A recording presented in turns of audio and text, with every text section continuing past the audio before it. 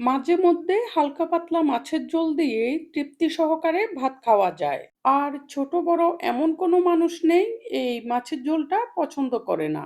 তাই আজকে আমি তোমাদের সাথে শেয়ার করব আলু দিয়ে রুই মাছের পাতলা ঝোল রেসিপি। রান্না করে খেলেই বুঝতে পারবে এটা কতটা মজার হয়।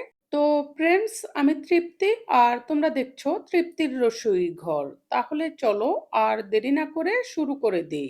রেসিপিটি সম্পূর্ণ জানতে স্কিপ না করে পুরো ভিডিওটির সাথেই থেকো। রান্না করার জন্য প্রথমেই আমি এখানে 7 টুকরা রুই মাছ নিয়েছি।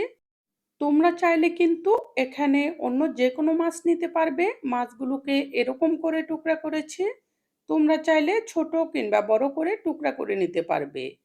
এখন এখানে দিয়ে দিব হাফ চা চামচ লবণ আর দিয়ে দিব হাফ চা চামচ হলুদের গুঁড়ি।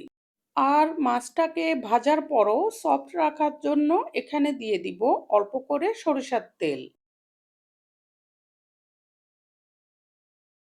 এখন মাছগুলোকে ভালোভাবে মাখিয়ে নিব যাতে করে উপকরণগুলো মাছের গায়ে ভালোভাবে লেগে যায়।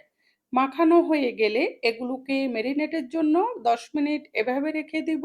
এতে করে লবণ হলুদ মাছের ভিতরে প্রবেশ করবে আর রান্না করার পর মাছটা খেতে অনেক মজা লাগবে। মাছটাকে ঝোল করার জন্য এখানে আমি কিছু আলু কেটে দিয়েছি। আলুগুলোকে এরকম লম্বা লম্বা করে কেটে দিয়েছি। তোমরা তোমাদের পছন্দ অনুযায়ী শেপে কাটতে পারবে। এখন একটি বাটিতে কিছু মশলা গুলিয়ে নিব। সেই জন্য এখানে দিয়ে দিচ্ছি 1 চা চামচ জিরার গুঁড়া, 1 চা চামচ থেকে একটু কম আদা বাটা, হাফ চা চামচ দিয়ে দিচ্ছি কাঁচামরিচ বাটা, 1 চা চামচ মতো দিয়ে দিব লবণ, 1 চা চামচ মতো হলুদের গুঁড়ি আর দিয়ে দিব 1 চা চামচ মতো মরিচের গুঁড়ি। এখন অল্প করে জল দিয়ে এগুলোকে ভালোভাবে গুলিয়ে রাখবো। মশলাটাকে ভালোভাবে গুলিয়ে রাখার জন্য মাছের ঝোলের থিকনেসটা ভালো হবে। গোলানো হয়ে গেলে এটাকে রেখে দিব আর চুলায় একটি কড়াই বসিয়ে দিব। কড়াইয়ে দিয়ে দিব হাফ কাপ থেকে একটু কম সরিষার তেল। তেলটা ভালোভাবে গরম হলে এখানে মাখিয়ে রাখা মাছগুলো দিয়ে দিব। প্রথমে 4 টুকরা মাছ ভেজে নিচ্ছি। এই পর্যায়ে চুলার আগুনটি যতটা সম্ভব বাড়িয়ে রাখবো। আর মাছের এক পিঠ লাল হয়ে গেলেই মাছগুলোকে উল্টে দিব। এরপর বাকি পিঠটিও লাল হয়ে গেলে মাছগুলোকে নামিয়ে নিব। এভাবে মাছটা ভাজলে মাছের উপরের পিঠ লাল হয়ে যায় আর ভিতরে নরম থাকে। এই মাছটা ঝোল করার পর অনেক সফট হয়। ভাজি হয়ে গেলে মাছগুলোকে কড়াই থেকে নামিয়ে নিচ্ছি আর বাকি মাছগুলোকেও একইভাবে ভেজে নিব। মাছগুলো তুলে নেওয়ার পর কড়াইয়ে যে তেল থাকবে সেই তেলে আমি ফোড়ন দিয়ে দিব। ফোড়নে দিয়ে দিচ্ছি অল্প করে মেথি। মেথিটাকে নেড়ে একটু ভেজে নিব। মেথিগুলো লাল হয়ে গেলে এখানে দিয়ে দিব কেটে রাখা আলু। আলু দিয়ে এখানে সামান্য করে লবণ হলুদ দিয়ে দিব।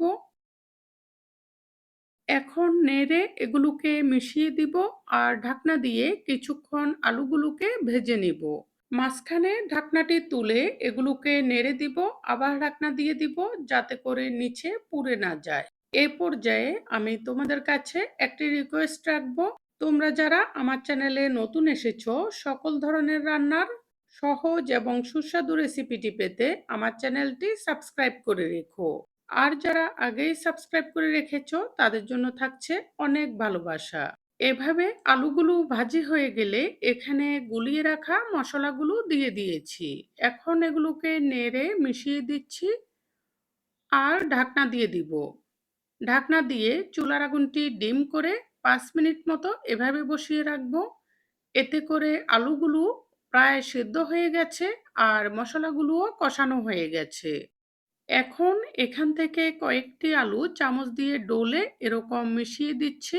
এতে করে ঝোলের ঘনত্বটা বেড়ে যাবে আর স্বাদটাও বেড়ে যাবে। এখন এখানে ঝোলের জন্য পরিমাণ মতো জল দিয়ে দিচ্ছি। জলটা দিয়ে নেড়ে এগুলোকে মিশিয়ে দিব। তরকারিটাতে পেঁয়াজ রসুন বাটা দিতে চাইলে গোলানো মশলা দেওয়ার সময় দিয়ে দিবে, একসাথে কষানো হয়ে যাবে। মেশানো হয়ে গেলে ভেজে রাখা মাছগুলো দিয়ে দিব। মাছ দিয়ে চামচ দিয়ে নেড়ে এগুলোকে ঝোলের সমান করে দিচ্ছি।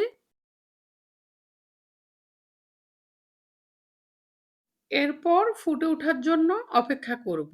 ফুটে উঠলে ঢাকনা দিয়ে চুলার আগুনটি ডিম করে আবার ২ থেকে ৩ মিনিট মতো এভাবে বসিয়ে রাখবো। এরপর ঢাকনাটি তুলে নিব আর চুলার আগুনটি বাড়িয়ে দিয়ে উপরে কিছু ধনেপাতা কুচি ছড়িয়ে দিব। এটা অপশনাল, তোমরা না চাইলে না দিতে পারো। তবে ধনেপাতাটা দিলেই মাছের ঝোলের স্বাদটা একটু বেশি হবে। এখন এগুলোকে হালকাভাবে নেড়ে দিচ্ছি আর ধনেপাতাটা দেওয়ার কারণে একটু ফুটিয়ে নিব। এরপর চুলার আগুনটি নিভিয়ে দিব। গরম গরম একটি বাটিতে ঢেলে নিব। কিছুটা ঠান্ডা হলে এটি পরিবেশনের জন্য সম্পূর্ণ প্রস্তুত হবে। রেসিপিটি কেমন হয়েছে অবশ্যই জানাবে। যদি রেসিপিটি পছন্দ হয়ে থাকে অবশ্যই লাইক, কমেন্ট এবং সাবস্ক্রাইব করে সাপোর্ট করবে আরও নতুন নতুন রেসিপি উপহার পাওয়ার জন্য। এই বলে আজকের মতো এখানেই বিদায় নিচ্ছি। পরবর্তীতে চলে আসব নতুন কোনো রেসিপি নিয়ে। সেই পর্যন্ত সবাই ভালো থেকো।